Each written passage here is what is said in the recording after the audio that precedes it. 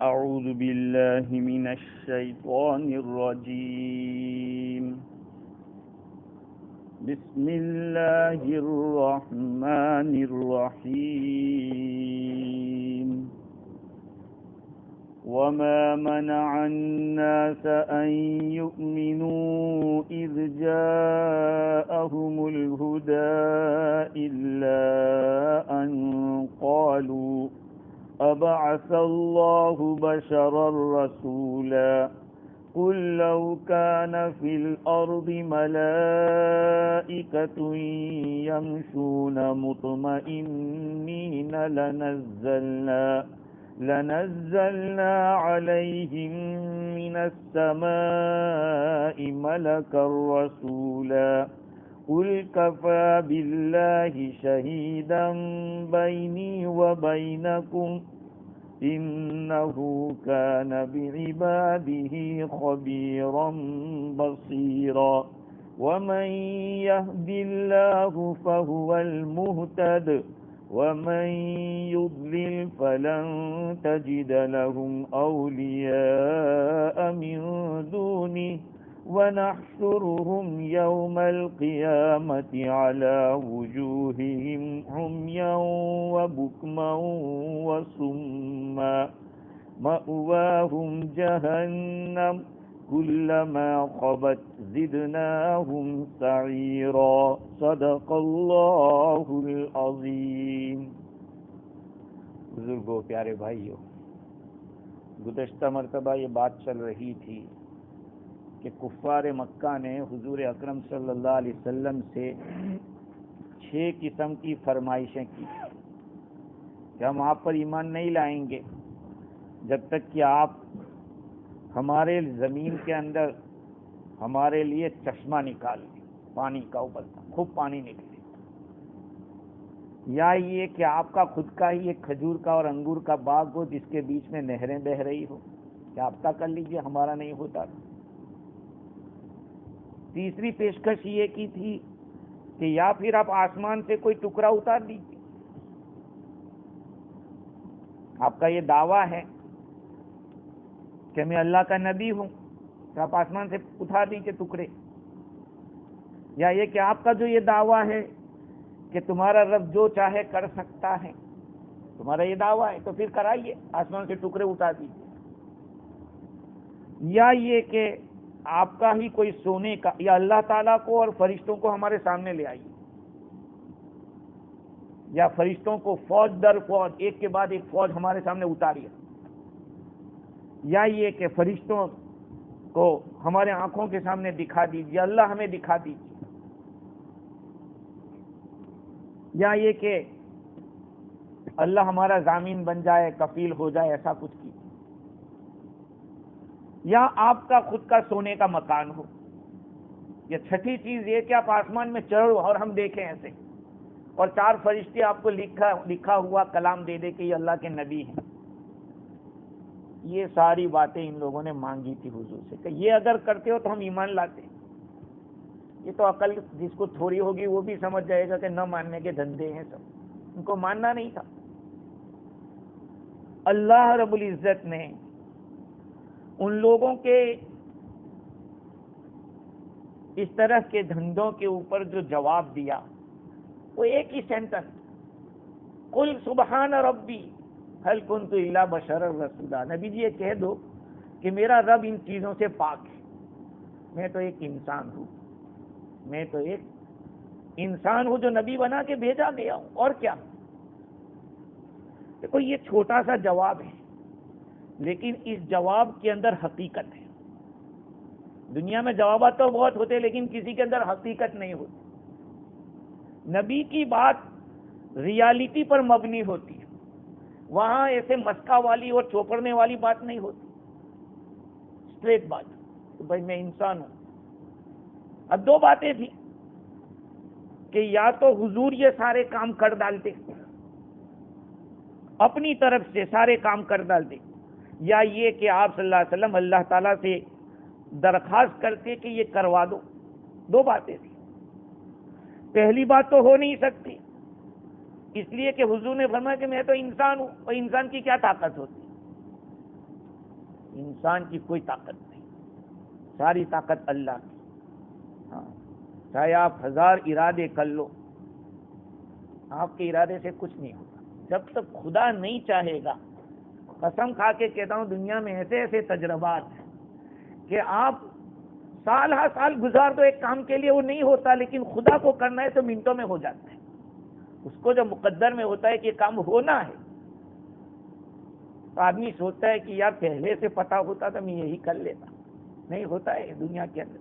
یہ ایمان سیکھنے کی چیز ہے. دیکھو قرآن مجید کے اندر آپ کو ایمان ملے گا. تو حضور نے فرمایا کہ میں انسان ہوں، انسان کے پاس کوئی طاقت نہیں، اس لیے میں نہیں کر سکتا. اب دوسری شکل یہ تھی کہ اللہ تعالیٰ سے درخواست کرتے، وہ بھی نہیں کر سکتے، اس لیے کہ اللہ تعالیٰ نے تو معجزہ قرآن دے دیا ہے، اور یہ کافی وافی معجزہ ہے، بہت بڑا معجزہ، اس سے بڑھ کے معجزہ کی ضرورت نہیں. اب ایسی چیزوں کا تلاش کرنا کہ نہر نکالو، یہ نکالو، یہ تو قرآن سے چھوٹی چیز ہے. اتنا بڑا کلام اللہ نے اتارا، تو اب ایسی چیزوں کی طلب کرنے کی کوئی ضرورت نہیں. اگر نبی بھی طلب کرتے اللہ تعالیٰ سے تو ایک غیر ضروری چیز کا طلب کرنا لازم آتا. معلوم ہوا کہ ان کے سارے سوالات سرکشی کے اوپر مبنی تھے، نہ ماننے کے اوپر، ضد کے اوپر تھے. اللہ تعالیٰ نے ایک ہی جواب دیا کہ قل سبحان ربی، میرا رب تو پاک ہے. یہ کس کے لیے کہا گیا کہ میرا رب پاک ہے؟ اللہ تعالیٰ کے لیے. ان لوگوں نے یہ کہا تھا کہ اللہ کو لے آؤ، تو اللہ کوئی لانے کی چیز ہے؟ اللہ کوئی آنے والی چیز ہے؟ اور اللہ کو سامنے لے آؤ تو اللہ کوئی دکھنے والا ہے تم کو؟ تمہاری آنکھیں اس کی صلاحیت رکھتی ہیں؟ موسیٰ علیہ السلام جیسے جلیل القدر نے، نبی نے اللہ تعالیٰ سے درخواست کی، اللہ تعالیٰ کہ مجھے نہیں دیکھ سکتے، دیکھنا ہے تو میری تجلی پہاڑ پہ ڈالتا ہوں، دیکھو. اگر وہ دیکھ سکتے ہو تو مجھے نہیں دیکھ پاؤ گے، لن ترانی، ہرگز مجھے نہیں دیکھ سکتے آپ. تو یہ اللہ تعالیٰ کی شان کے لیے اللہ تعالیٰ نے فرمایا کہ قل سبحان ربی، میرا رب تو پاک ہے. یہ آنے جانے والی بات میرے رب کے ساتھ نہیں ہے. وہ اتنا پاور والا ہے کہ اس کے لیے تم یہ نہیں کہہ سکتے. حضور اکرم صلی اللہ علیہ وسلم پر جتنے اعتراضات ہوئے کہ یہ لے آؤ وہ لے آؤ، وہاں سبحان ربی نہیں. اللہ کی شان میں جب گستاخی ہوئی، وہاں کا سبحان ربی هل كنت الا بشر الرسول، میں تو ایک رسول انسان ہوں جو رسول بنا کے بھیجا گیا. یہ تواضع والا جواب ہے، اس کے اندر تواضع ہے. تفسیر روح البیان میں لکھا ہے کہ وہ لوگ جو مطالبہ کر رہے تھے کہ یہ لے آؤ وہ لے آؤ، وہ سب ظاہری چیزیں تھیں، مٹیریل والی چیزیں تھیں. نہیں، مٹیریل لائف جس کو کہتے ہیں. اندر کی جو طاقت ہے وہ نبیوں کے پاس، ولیوں کے پاس ملتی ہے. اب آپ نبیوں کے پاس اور رسولوں کے پاس جا کے یہ کہو کہ ہمارا بنگلہ بنا دو، ہمیں بنگلہ مل جاوے یا ہمیں وہ مل جاوے، وہ کہیں گے یار میرے پاس تو وہ چیز ہے جو پوری دنیا میں چلے گی اور آخرت میں بھی چلے گی. تو جو لوگ ظاہر پرست ہوتے ہیں وہ لوگ ہمیشہ ظاہری چیزوں ہی کو مانگتے ہیں. اگر باطنی چیز کو مانگیں گے تو اللہ تعالیٰ دوسری حکومت دے دیں گے. اور یاد رکھنا، بادشاہت جسموں پر ہو وہ کچھ کام کی نہیں، دلوں پہ بادشاہ ہو وہ اصل بادشاہت ہے. اگر کوئی آپ کو دیکھ کر اکرام کر رہا ہے ایسے، لیکن آپ نہیں ہیں اور آپ کے بارے میں کہ یار ان کا نام وہ بہت بڑے آدمی ہیں، اللہ والے ہیں، یہ اصلی چیز ہے. کیونکہ یہ ساری جو دنیا کی طاقت ہے وہ ختم ہو جائے گی. دنیا کی بادشاہتیں ختم ہو جائے گی جب تک آنکھیں کھلی ہے وہاں تک، یا جب تک آپ پوسٹ پر ہے وہاں تک. آپ اپنی آنکھوں سے دیکھ رہے ہیں اس ملک کے اندر گورنمنٹ کے بدلنے کے بعد جو حالات ہم اپنی آنکھوں سے دیکھ رہے ہیں، ہمیں سمجھ میں آ جانا چاہیے کہ دنیا کا پاور یہیں تک ہے. جہاں تک پاور میں ہے وہاں تک سلام مارتے ہیں، پاور گیا سب ختم. لیکن اگر یہ طاقت آپ کو مل جائے اندر کی، جس کو روحانی طاقت کہتے ہیں، اور یہ روحانی طاقت ایسے نہیں ملتی، یہ دلوں کو صاف کرنے سے، روحوں کو صاف کرنے سے ملتی ہے. اس کے لیے دو قدم کی ضرورت پڑتی ہے، ایک علم کا، دوسرا عمل کا، اور اس کے لیے ضرورت پڑتی ہے مٹی کی حالت کی طرف آنا. جیسے مٹی زمین نیچے ہے، اس کے اندر تواضع ہے، ایسے ہی آدمی تواضع پہ آ جائے. امام غزالی رحمۃ اللہ علیہ کے حوالے سے تفسیر روح البیان کے اندر لکھا ہے کہ انسان دنیا سے چلا جاتا ہے، لیکن 3 چیزیں اس میں باقی رہتی ہیں. اس میں 3 چیزیں باقی رہتی ہیں دنیا سے جانے کے بعد بھی. 3 صفات، 3 کوالٹی انسان کی ایسی ہے جو مرنے کے بعد بھی باقی رہتی ہے. نمبر 1، دل کی صفائی. دل کی صفائی کا مطلب یہ ہے کہ آپ کا دل اللہ سے جڑا ہو. یہ ہے آپ کے دل کی صفائی ہو گئی ہے، حسد نہیں، کینہ نہیں، تکبر نہیں، بغض و عداوت اور اس طرح کی جو برائیاں ہیں وہ نہیں. یہ دل کی صفائی. نمبر 2، اللہ کے ذکر سے انس. آپ بیٹھے ہیں، چل پڑا سبحان اللہ الحمدللہ اللہ اکبر سبحان اللہ الحمدللہ، یہ آپ کا دل چالو ہے جس کو کہتے ہیں. اسی لیے یہ جو نقشبندی سلسلہ ہے اس کے اندر دل کو جاری کرنے کو بہت زیادہ یہ اہتمام کیا جاتا ہے. ذکر کے ذریعے آدمی کے دل کو جاری کر دیا، ہر وقت آپ کو ذکر کا احساس ہوتا ہے. یہ اپنی نعمت ہے.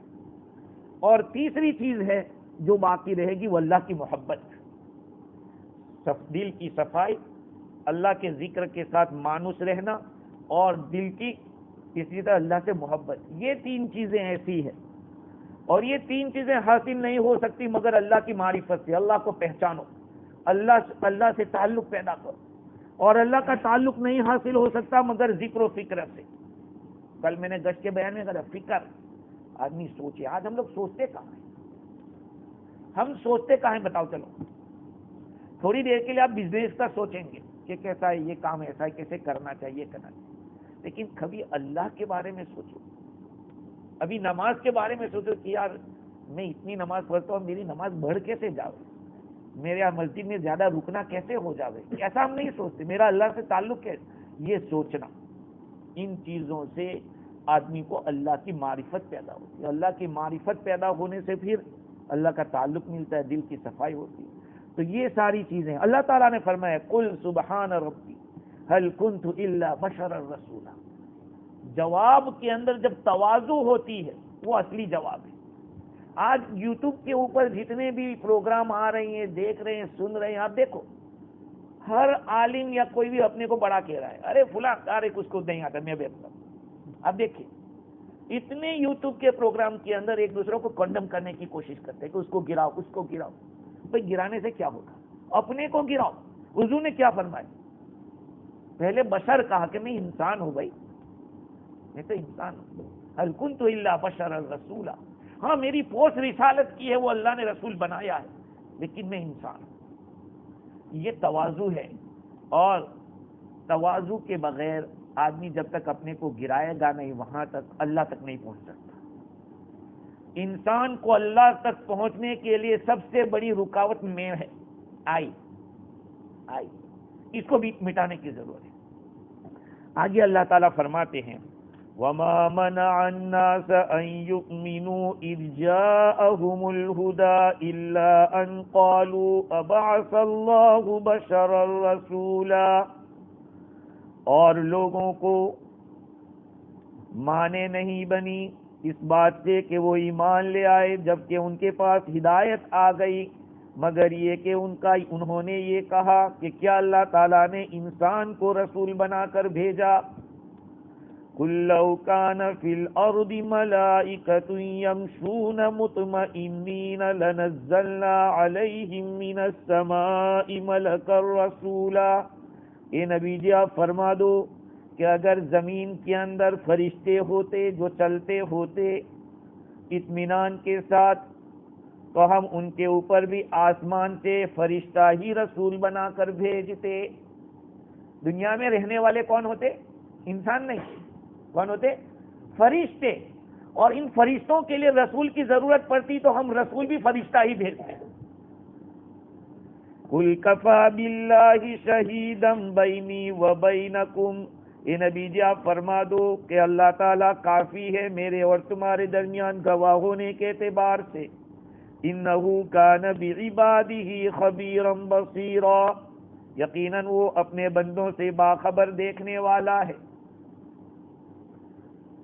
اوپر اللہ تعالیٰ نے اپنے نبی کے پاس جو جواب دلایا کہ ان کو کہہ دو کہ بھئی میں تو ایک انسان ہوں، اب اللہ تعالیٰ اصل ان لوگوں کا جو اعتراض تھا کہ حضور کیوں نبی نہیں ہو سکتے، کہا وہ تو انسان ہے، تو ہماری طرح ہو گئے، تو انسان کیسے انسان کی طرف نبی بنا کے بھیجا جا سکتا ہے، رسول بنا کر بھیجا جا سکتا ہے؟ اللہ تعالیٰ نے ان لوگوں کے اعتراض کا جواب دیا ہے، 3 طریقے سے جواب دیا۔ ہاں، اعتراض ان کا یہ تھا کہ اللہ تعالیٰ مخلوق کی طرف رسول بنا کر بھیجے تو انسان کو کیسے بھیج سکتا ہے؟ اس کو تو کوئی فرشتہ بھیجنا چاہیے رسول بنا کر۔ اللہ تعالیٰ نے اس شبے کا پہلا جواب دے دیا، اذ جاءہم الہدی۔ امام راضی نے لکھا ہے کہ 3 جواب دیے۔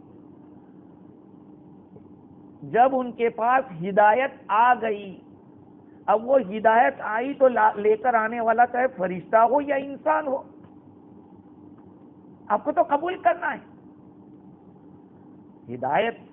امام راضی نے اس کو اس طرح سے سمجھایا کہ اللہ تعالیٰ اگر فرشتے کو رسول بنا کر بھیجتا مخلوق کی طرف اور لوگ ایمان لے آتے فرشتے پر کہ یہ اللہ کی طرف سے ہے، تو فرشتہ کیا پیش کرتا؟ کوئی معجزہ پیش کرتا کہ دیکھو یہ میرا معجزہ ہے، تم ایمان لے آؤ۔ اگر لوگ ایمان لے آتے اس معجزے کو پہچان کر کہ ہاں یہ ہدایت کی بات ہے اس لیے ہمیں مان لینا چاہیے، اگر وہی بات ایک انسان لے کر آیا ہے تو پھر اس کو ماننے میں کیا تکلیف ہے؟ آپ کے پاس کوئی مچھلی بیچنے کے لیے آیا اور آپ کو چاہیے مچھلی، اور وہ جنات کی شکل میں بیچنے کے لیے آیا ہو یا انسان کی شکل میں بیچنے کے لیے آیا ہو، آپ کو تو مچھلی سے لینا دینا ہے، تو آپ کہیں گے کہ نہیں آپ بیچنے آئی تھے ہم نہیں لیں گے، ہم کو مچھلی تو چاہیے لیکن ہم آپ کے پاس ہے۔ ارے کیوں، تم کو ضرورت؟ کہا نہیں ہم آپ کے پاس نہیں، بھائی مچھلی کی ضرورت ہے کہ نہیں، وہ چاہیے بس، اور کیا۔ تو اللہ تعالیٰ فرماتے کہ جب ہدایت ان کے پاس آ گئی تو اس ہدایت کو قبول کرنے کے لیے رکاوٹ یہ تھی کہ یوں کہتے کہ تو انسان ہے۔ اللہ تعالیٰ نے انسان کو نبی بنا کر بھیجا، کوئی فرشتے کو نہیں بھیجا، یہ ان کا صرف بولنا تھا۔ دیکھو امام علامہ آلوسی بغدادی نے تفسیر روح المعانی میں لکھا ہے کہ الا ان قالوا، یہ صرف منہ سے بولتے تھے، حالانکہ اس کی حقیقت کچھ نہیں تھی، صرف بولنا تھا کہ انسان کو اللہ تعالیٰ نے رسول بنا کر بھیجا۔ تو پہلا جواب تو یہ ہے کہ فرشتہ لاوے یا انسان لاوے، معجزہ آپ کو دکھایا اور ہدایت کی بات آپ کے پاس لے آیا، آپ کو مان لینا چاہیے۔ ایک دوسری بات، لو کان فی الارض ملائکۃ یمشون مطمئنین، اگر زمین کے اوپر تم نہیں ہوتے، انسان نہیں رہتے، چلو انسان نہیں ہے دنیا میں، فرشتے ہی رہتے، ان فرشتوں کو اگر رسول کی ضرورت پیش آتی، اللہ تعالیٰ فرماتے میں فرشتہ ہی بھیجتا رسول، انسان نہیں بھیجتا۔ یہ دوسرا جواب ہے۔ مفتی شفیع صاحب رحمۃ اللہ علیہ نے اس کو اس طرح سے سمجھایا تفصیل کے ساتھ کہ اللہ تعالیٰ نبی کو بھیجتے ہیں تو جن کی طرف بھیجتے ہیں ان کا خیال کرتے ہیں کہ وہ کس جنس سے تعلق رکھتے ہیں۔ اگر دوسری جنس کا ہوگا تو پھر فیلنگ نہیں ہوگا۔ ایک آدمی غیر شادی شدہ ہے، کیا ہے؟ ان میرڈ ہے، اور جو میریج والا ہے اس کو سمجھا رہا ہے کہ یار بیوی سے ایسا رہو، بچوں کو اس طرح سے رہو۔ اب اس کو کیا پتا کہ اس فیلڈ میں کیا کیا کٹھنائیاں آتی ہے، فیملی لائف میں کیا کیا حالات آتے ہیں، بچوں کو پالنے میں کیا حالات آتے ہیں۔ اسے ہمارے ایک مولانا تھے، بہت بڑے عالم تھے، بہت بڑے عالم، محدث تھے بہت بڑے، تو کبھی کبھی بیان میں اس طرح بول دیتے کہ گجراتی ایسے فلاں ایسے اس طرح کی بات کر لیتے، تو لوگ کہتے کہ یار یہ مولانا ہو کے۔ تو میں نے کہا دیکھو ان کی شادی نہیں ہوئی، وہ 70+ ہو گئے تھے، بڑی عمر کے تھے، ان کی شادی نہیں ہوئی، اس لیے ان کو اس کا احساس نہیں ہے کہ میں یہ بولتا ہوں تو لوگوں کو کیسا لگتا ہے۔ جب شادی شدہ آدمی ہوتا ہے تو اس کو پتا چلتا ہے کہ بیوی کس بات سے چڑتی ہے، بیوی کو کون سی چیز پسند ہے، کون سی چیز ناپسند ہے، ان کی تعریف کرو وہ خوش ہو جائے گی۔ اب ہم ان کو ہمیشہ ہی ان کے اگینسٹ ہی بولتے رہو کہ عورتیں ایسی عورتیں ویسی، تو وہ کہے گی کہ یہ آدمی ٹھیک نہیں ہے کہ۔ تو مفتی شفیع صاحب رحمۃ اللہ علیہ فرماتے کہ اللہ تعالیٰ نے نبیوں کو بھیجنے کے لیے جن کی طرف بھیجا ان کا ہم جنس بھیجا. اب اگر اللہ تعالیٰ غیر جنس سے بھیجتا تو مناسبت نہیں ہوتی. مثال کے طور پر اگر ہماری طرف فرشتوں کو نبی بنا کر بھیجا جاتا تو نبی کو بھوک کا فرشتوں کو بھوک کا تو پتہ نہیں کہ بھوک کیا ہوتی ہے پیاس کیا ہوتی ہے، ان کو تو کچھ پتہ نہیں. لباس کو اسی طرح جنسی خواہشات، بیوی کے ساتھ کیا کرنا ہے، کس طرح سے رہنا ہے، جس کو جنسی خواہشات کہتے ہیں. سردی اور گرمی کا بھی ان کو پتہ نہیں. بھائی آدمی محنت کر کے کام کر کے تھک کے آوے پھر عبادت کرنا، ان کو تو تھکن لگتی ہی نہیں، تو ان کو کیسے احساس ہوتا. ابھی ہمارے مجید بھائی محنت کریں، دن بھر کھیت میں کام کریں اور پھر روزہ رکھنا کتنا بھاری کام ہے، بہت بڑا کام ہے، مشکل کام. تو فرشتوں کو تو تھکن ہی نہیں لگتی، وہ تو کرتے رہتے اور پھر انسانوں کو کہتے تم بھی ایسا کرو. تو کہاں ہو سکتا تھا، نہیں ہو سکتا تھا. اسی طرح انسان بھی یہ سمجھتے کہ یہ تو فرشتے ہیں، ان کو کھانا نہیں، پینا نہیں، بیوی نہیں، بچے نہیں، ان کو کیا تکلیف، ہم کو تو سب کچھ کرنا ہے، پھر ہم کیوں چلیں ان کے پر. اس لیے اللہ تعالیٰ نے دونوں کی مجانست کو انسانوں کے لیے انسانوں کو. البتہ حضرت انسان میں اللہ رب العزت نے یہ صلاحیت پیدا کی کہ وہ فرشتوں جیسی صفت بھی رکھتا ہے. ہاں، اس میں نیکی کے اعلیٰ درجے کی صفت بھی ہے. کیوں اللہ نے یہ صفت رکھی کہ اس کو فرشتے سے لینا ہے اور انسانوں کو دینا ہے. اگر یہ صلاحیت حضرت انسان میں نہ ہوتی تو اعتراض ہوتا کہ پھر نبی کو فرشتے کے ذریعے کیسے تعلیم دی. اللہ تعالیٰ نے جبریل امین کو بھیجا حضور کی طرف کہ یہ پیغام اللہ تعالیٰ نے دیا ہے. تو انسان میں یہ صلاحیت رکھی کہ فرشتے سے لیوے اور انسانوں کو دیوے. اب یہاں پر اس سوال کا جواب بھی ہو گیا. دیکھنا سوال یہ ہے کہ جناتوں میں تو کوئی جنات فرشتے یہ نہیں ہوا نبی. بھائی جتنے جنات آج ہیں ان کے بھی ہمارے نبی ہیں، نبی حضور صلی اللہ علیہ وسلم ان کے بھی نبی، ہمارے بھی نبی. تو اب سوال یہ تھا کہ دونوں کی جنس تو ایک نہیں ہے، تو پھر کیسے نبی؟ کہا کہ حضور صلی اللہ علیہ وسلم میں اللہ تعالیٰ نے وہ صفت رکھی تھی، انسان میں وہ صفت رکھی ہے فرشتے والی، تو وہ دے بھی سکتے ہیں. تو فرشتوں کو پیغام دیا. تو جیسے حکم میرے لیے اور آپ کے لیے نماز، روزے، زکوٰۃ اور حج کے جو احکام ہیں وہی حکم جناتوں کے لیے بھی. ایسا نہیں کہ ان کے لیے کوئی الگ شریعت ہوگی یا ان کے لیے کوئی الگ نبی ہوا ہوگا، نہیں. یہ اللہ تعالیٰ نے اس طرح کا نظام رکھا. جیسے پہلے پیغمبر آئے تھے، علامہ عثمانی رحمۃ اللہ علیہ لکھتے ہیں کہ پہلے جو آئے وہ بھی تو آدمی تھے. آدم علیہ السلام سے لے کر حضرت عیسیٰ علیہ السلام جتنے بھی نبی آئے وہ سب نبی پیغمبر انسان تھے. کسی کو خدائی کے اختیارات حاصل نہیں تھے کہ وہ جب چاہے کچھ کر لے. ایسا کسی کو اختیار حاصل نہیں تھا. نہ اس کی یہ شان ہے کہ اپنے رب سے ایسی بے ضرورت فرمائش کرے. نبی ایسے نہیں ہوتے. بھائی ہم آرڈینری آدمی کو پتہ نہیں کہ کیا بولنا چاہیے کیا نہیں بولنا چاہیے. نبی تھوڑی ایسی بات کرے گا. نبی تو اعلیٰ درجے کے اللہ کی طرف سے ڈائریکٹ جس کو تعلیم ملی ہو وہ تو جانتے ہیں کہ اللہ تعالیٰ سے کیا مانگنا چاہیے کیا نہیں مانگنا چاہیے. اب تم نے کہہ دیا کہ یہ کروا دو، جیسے حضرت عیسیٰ علیہ السلام کی قوم نے کہا تھا کہ اللہ تعالیٰ سے دسترخوان منگوا لو، کھانا آئے گا تو ہم کھائیں گے پیئیں گے، ہماری عید ہو جائے گی اگلوں کی پچھلوں کی. عیسیٰ علیہ السلام نے منع کیا، دیکھو کہا نہیں منگواؤ. اللہ تعالیٰ نے بھیج دیا، کہا کہ اب نہیں مانو گے تو مار دیا جاؤ گے. کیونکہ یہ اللہ کا قانون ہے کہ جب فرمائشی معجزہ آ جاتا ہے اور پھر نہیں مانتے تو اللہ کا عذاب آ جاتا ہے. جب مانگا کہ ہمارے اوپر یہ بھیجو ہم ایمان لے آئیں گے، اللہ تعالیٰ نے وہ بھیجا اور نہیں مانا تو پھر اللہ تعالیٰ کا عذاب آ جاتا ہے. فرمائشی معجزے کے بعد اللہ کا پکڑ ہو جاتی ہے. خیر تو اللہ تعالیٰ نے ایک جواب یہ دیا کہ اگر زمین کے اوپر فرشتے ہوتے اور وہ آرام سے چلتے رہتے ہوئے بستے ہوتے، ان کی زندگی یہاں گزرتی ہوتی، تب بھی ہم آسمان سے فرشتے ہی کو رسول بنا کر بھیجتے. اس لیے کہ کند جنس باہم جنس پرواز، کبوتر با کبوتر باز با باز ہیں. الجنس یمیل الی الجنس، ایک جنس اپنی جنس ہی کی طرف مائل ہوتا ہے. آپ نے کبوتروں کے اندر کوے کو نہیں دیکھا ہوگا اور کووں کے اندر کبھی کبوتر کو نہیں دیکھا ہوگا. وہ اللہ تعالیٰ نے اس طرح کی انسان ایک ایسی چیز رکھی ہے ہر جاندار کے اندر کہ وہ اپنے ہی آدمی کی طرف جاتا ہے. پھر اس کی طرف جانوروں کے ساتھ کوئی نہیں رہتا. انسان اپنے ہی میں رہے گا. خیر قل کفا باللہ شہیدا بینی و بینکم، نبی جی کہہ دو کہ اللہ کافی ہے، اللہ تعالیٰ کافی ہے میرے اور تمہارے درمیان گواہ ہونے کے اعتبار سے۔ یہ تیسرا جواب ہے کہ تم یہ کہتے ہو کہ اللہ نے انسان کو نبی بنا کر بھیجا، رسول بنا کر بھیجا، تو یہ تیسرا جواب، قل کفا باللہ بینی و بینکم، قل کفا باللہ شہیدا بینی و بینکم، آپ کہہ دو کہ اللہ تعالیٰ نے معجزہ ظاہر کر دیا، اور جیسا میرا دعویٰ تھا اس دعوے کے مطابق معجزہ آ گیا، تو اب تم لوگوں کو پسے پش ہونے کی ضرورت نہیں ہے، بلکہ یہ اللہ تعالیٰ کی طرف سے گواہی ہے۔ بھئی قرآن اللہ نے مجھے دیا ہے تو یہ سب سے بڑی گواہی کہ میں سچا ہوں، اور جب میں سچا ہوں تو میں نبی ہوں، تو میری بات مان لو، اللہ سے بڑا کوئی گواہ نہیں ہو سکتا۔ قل کفا باللہ شہیدا بینی و بینکم، اللہ گواہ ہے کہ میں نے اس کے پیغام کو پہنچا دیا، لیکن تم لوگوں نے جھٹلایا اور تم لوگوں نے سرکشی کی۔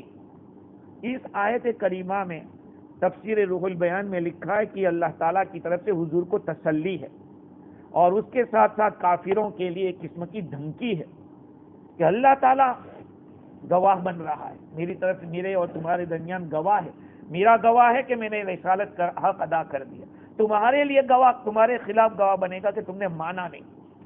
اس آیت کریمہ میں اشارہ اس بات کی طرف ہے کہ جو لوگ جہالت والے ہوتے ہیں، وہ لوگ انسان کامل کو انہی کی جنس سے رسول بنانے کو مستبعد سمجھتے ہیں، اور یہ سمجھتے ہیں کہ فرشتے انسان سے اعلیٰ درجے کے ہیں۔ یہ جہالت ہے۔ بھائی انسان اعلیٰ ہے کہ فرشتہ اعلیٰ ہے؟ انبیاء علیہ السلام تو اعلیٰ درجے کے فرشتوں سے بھی اعلیٰ ہے۔ بھائی اللہ تعالیٰ نے آدم علیہ السلام کو سجدہ کروایا، آدم علیہ السلام کے سامنے سجدہ کروایا نا فرشتوں کے پاس، فرشتوں نے سجدہ کیا آدم علیہ السلام، تو مسجود افضل ہے کہ ساجد افضل ہے؟ سجدہ کرنے والا اس کے مقابلے میں جس کو سجدہ کیا جائے وہ افضل ہے۔ لیکن ہر انسان فرشتے سے افضل نہیں ہے، بات یاد رکھنا، ہر انسان افضل نہیں۔ جو انسانوں میں اعلیٰ ہے انبیاء علیہ السلام اور رسول، یہ اعلیٰ فرشتوں سے بھی اونچے درجے کے لوگ ہیں۔ انہ کان بعبادہ خبیرا بصیرا، بے شک اللہ تعالیٰ باخبر ہے اپنے بندوں سے، اللہ تعالیٰ دیکھنے والا ہے۔ مطلب یہ ہے کہ اللہ تعالیٰ جانتے ہیں کہ کون بندہ کیا کر رہا ہے، اور کون دل سے کر رہا ہے، کون دکھلانے کے لیے کر رہا ہے۔ آگے اللہ تعالیٰ فرماتے ہیں وَمَن يَهْدِ اللَّهُ فَهُوَ الْمُهْتَدِ، اور اللہ تعالیٰ جسے ہدایت دے وہی ہدایت یافتہ ہے۔ وَمَن يُضْلِلْ فَلَن تَجِدَ لَهُمْ أَوْلِيَاءَ مِن دُونِهِ، اور اللہ تعالیٰ جسے گمراہ کر دے ان کے لیے اللہ کو چھوڑ کر دوست نہیں پائیں گے، تو ہرگز نہیں پائے گا ان کے لیے دوست۔ وَنَحْشُرُهُمْ يَوْمَ الْقِيَامَةِ عَلَى وُجُوهِهِمْ عُمْيًا وَبُكْمًا وَصُمًّا، اور قیامت کے دن ہم ان کو جمع کریں گے ان کے چہروں کے بل پر، اندھے، گونگے اور بہرے ہونے کی حالت میں۔ مأواہم جہنم، ان کا ٹھکانہ جہنم ہے۔ کلما خبت زدناہم سعیرا، جب جب جہنم کی آگ بجھے گی ہم ان کو اور بھڑکائیں گے۔ وَمَن يَهْدِ اللَّهُ فَهُوَ الْمُهْتَدِ، اللہ جسے ہدایت دے وہی ہدایت یافتہ ہے۔ اللہ تعالیٰ نے ان لوگوں کے جو اعتراضات تھے نبوت کے انکار کے اوپر، اس کا جواب دے دیا، اور جواب دینے کے بعد آخر میں کیا فرمایا تھا؟ إِنَّهُ كَانَ بِعِبَادِهِ خَبِيرًا بَصِيرًا، یہ ایک قسم کی وعید ہے، ایک دھمکی ہے، میں دیکھتا، مجھے پتا ہے سب تم کیا کر رہے ہو۔ اللہ تعالیٰ فرمائے کہ مجھے سب میں دیکھ رہا ہوں، تم کرو۔ اس کے اندر اشارہ اس بات کے اوپر ہے کہ جب میں کھولوں گا بھانڈا تب پتہ چل جائے گا، جب میں پکڑوں گا تو یہ ایک یوں کہو کہ مجمل طور پر دھمکی تھی، اختصار کے ساتھ، یعنی شارٹلی اللہ تعالیٰ نے وارننگ دے دی تھی، شارٹلی بالکل۔ اب آگے جو وارننگ آ رہی ہے وہ تفصیل کے ساتھ آ رہی ہے۔ وَمَن يَهْدِ اللَّهُ فَهُوَ الْمُهْتَدِ، اللہ جسے ہدایت دے وہی ہدایت یافتہ۔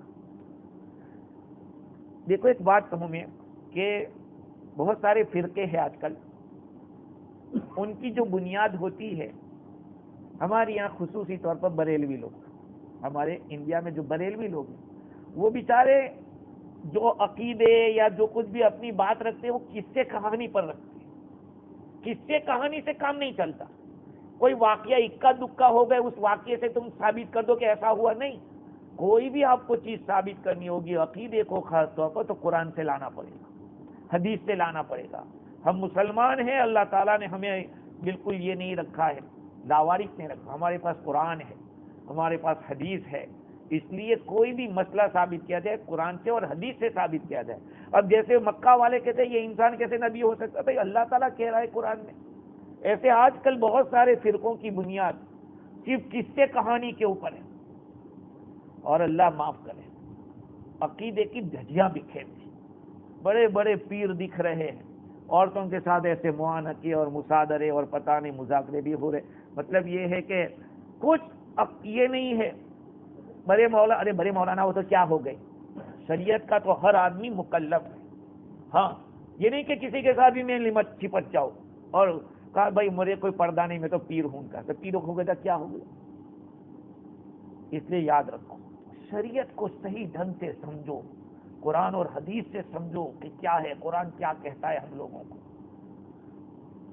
اللہ تعالیٰ نے فرمایا کہ جس کو خدا ہدایت دے وہی ہدایت دے, اور اللہ جن کو گمراہ کر دے تم ان کے لیے کوئی بھی ان کا کام کرنے, ان کا کوئی دوست, ان کا کارساز اور کوئی ان کا حامی نہیں پاؤ گے اللہ کو چھوڑ کر.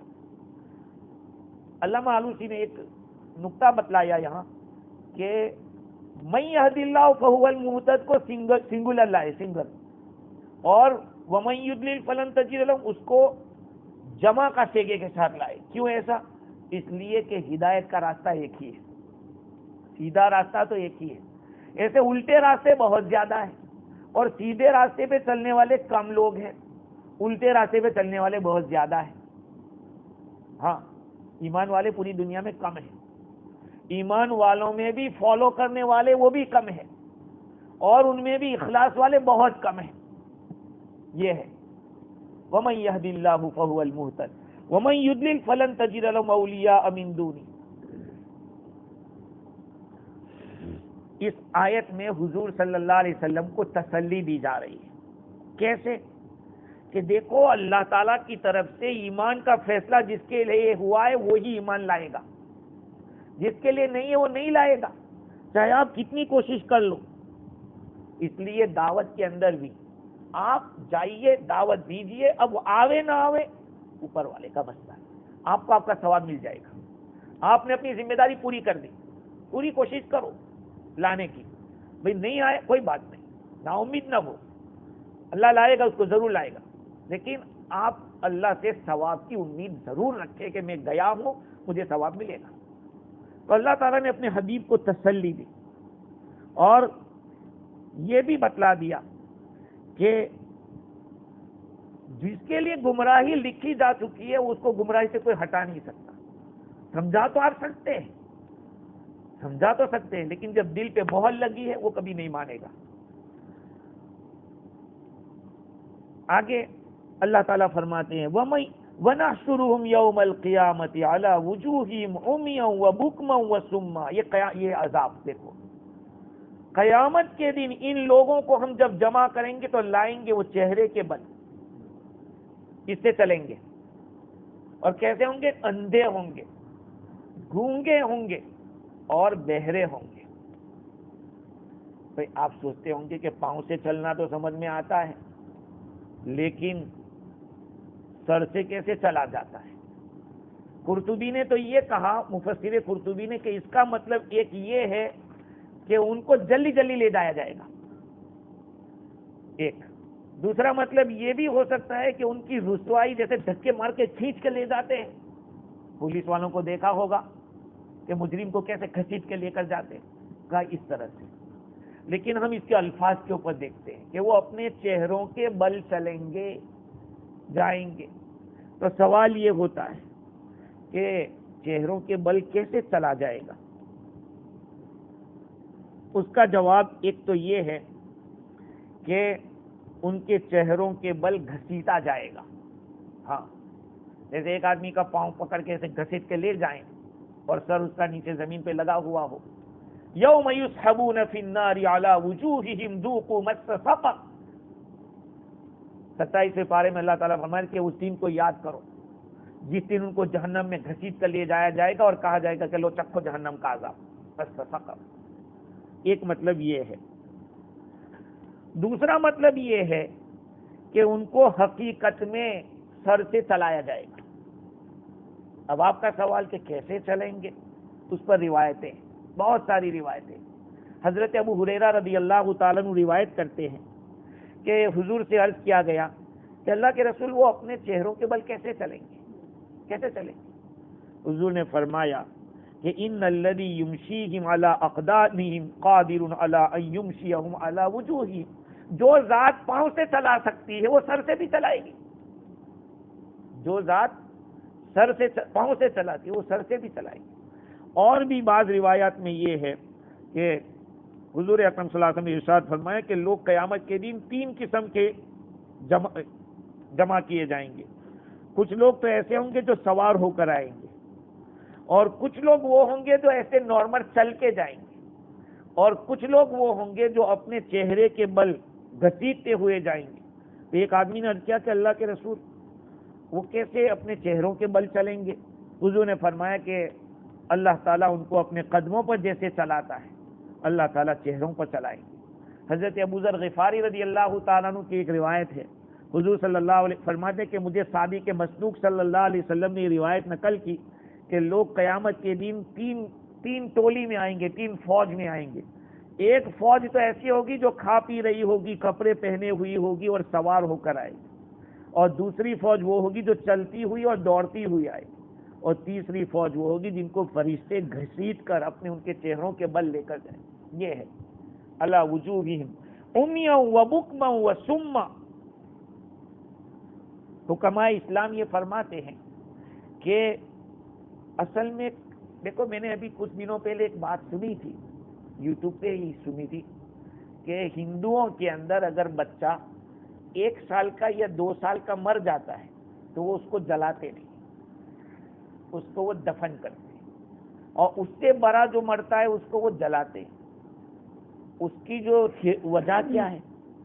اس کی وجہ انہوں نے یہ بیان کی، میں نے سنی جہاں تک، کہ چونکہ جو چھوٹا بچہ ہے اس کی جو آتما ہے، روح ہے، اس کو باڈی کے ساتھ اتنا کنیکشن نہیں ہوا ہے، اس لیے اگر اس کو دفن کر دیں گے تو وہ جو آتما ہے، روح باڈی میں نہیں گھسے گی.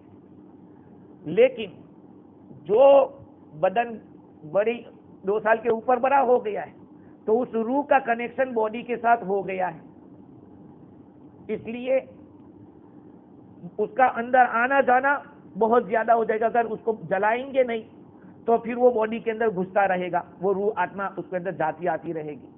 دیکھو ایک بات اور بتاؤں آپ کو، اسی لیے جو عملیات کرتے ہیں، بات یہ ہے ہندوؤں کے یہاں کہ اگر بچہ 1 سال کی عمر میں یا 2 سال کی عمر میں مر جاتا ہے تو اس کو جلاتے نہیں، اس کو دفن کرتے ہیں، دفن کر دیتے ہیں. اور بڑی والے کو جلاتے ہیں. کیوں؟